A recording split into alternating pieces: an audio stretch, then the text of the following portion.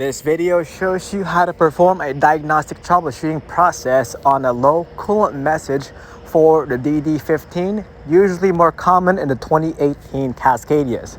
First thing we're going to do is to make sure there's enough coolant in the system. If there is, we're going to move on by checking the sensor. So just turn this clockwise and push down.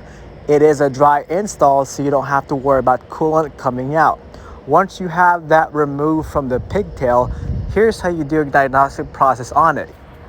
Have your multimeter set to ohms and have a magnet on one hand and the leads on the other. When you are at the tip of the sensor at the top, it should read 50 ohms on there. And as you get further down, the value should increase. And that's how you can tell if your sensor is functioning like it should. The next thing we're gonna do is check the magnetic float that's inside the reservoir itself. So the way that this works is that there's a magnet that floats up and down that's going to be dependent on the level. Now sometimes if your magnet gets contaminated, it will keep on sinking. And what mine was is that I couldn't get the magnet free from the debris that's weighing it down.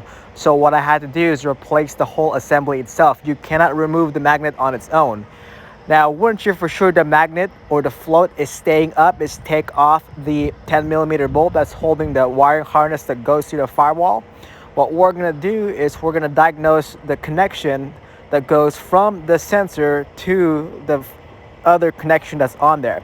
So it's gonna be the blue and the white stripe and the black with the white stripe.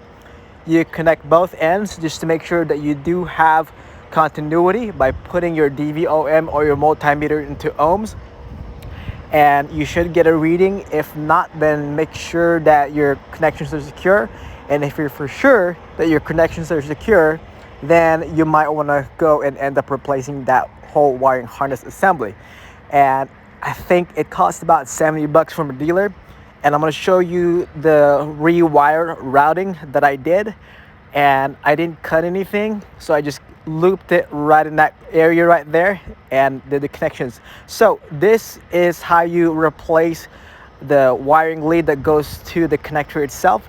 It's pretty easy. That little thing on the circle is where the 4 pin clips are at. Just pop that off and that whole red piece should come out.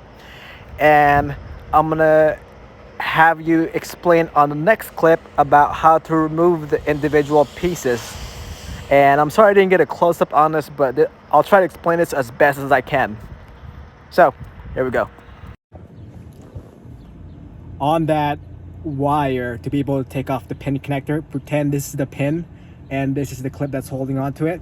So all you got to do is put a pick, push it loose, and you should be able to press it down. And that's how you do it without breaking the clip that holds it together. Again, this is the pin, this is the plastic clip that holds it in place. Simply insert a pin in between the two, press it just a little bit, and push the pin down. Hopefully that helps.